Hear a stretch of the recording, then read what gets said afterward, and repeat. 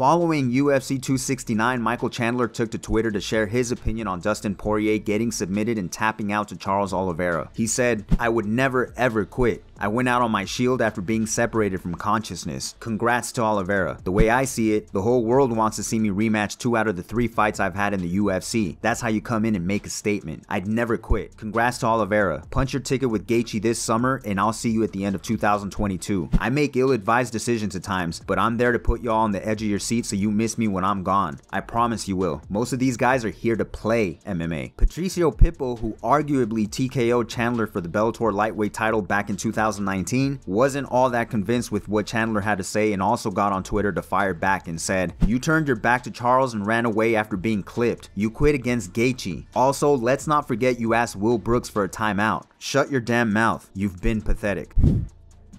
Conor McGregor took to Twitter as well and called out Charles Oliveira, saying, "So what date am I fighting Oliveira? Ireland versus Brazil 2. In Brazil they shouted you will die, but McGregor is still here." Oliveira quickly responded with, "What do you think about this weekend? I'm ready. I'm still in town. And there's an up and coming event. Let's go, baby."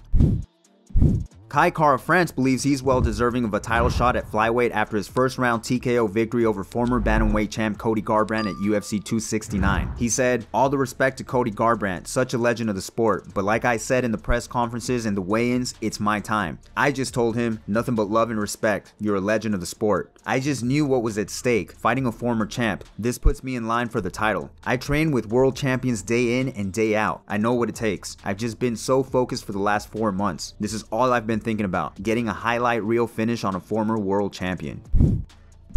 After Juliana Peña's victory over Amanda Nunes at UFC 269, she was asked whether she was bothered at all by potentially having to fight Amanda's training partner and gold medalist Kayla Harrison if she ultimately joins the UFC, as she's currently in talks with the UFC brass. Here's what she had to say.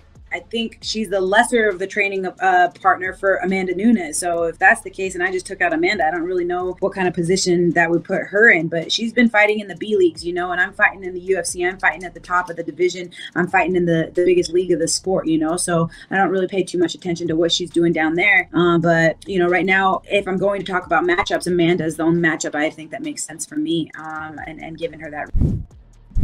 And finally, after the conclusion of UFC 269, we saw a shift in the rankings. In the men's pound-for-pound list, we saw Charles Oliveira rise 3 spots to number 5, and Poirier drop 3 spots to number 8. At bantamweight, we saw Dominick Cruz rise 2 spots to number 7 with his victory over Pedro Munoz. Chito Vera rose 3 spots to number 8, Marlon Moraes up 1 spot to number 9, and Munoz dropped 2 spots to number 10. The women's pound-for-pound rankings now has Valentina Shevchenko as number 1, Rose Namajunas as number 2, Amanda Nunes as number 3, and Juliana Peña moved up 7 spots to number 4. As always, guys, if you liked the video, make sure to hit that like button for me. If you're new, subscribe and hit that notification bell to stay up to date. Thanks for watching.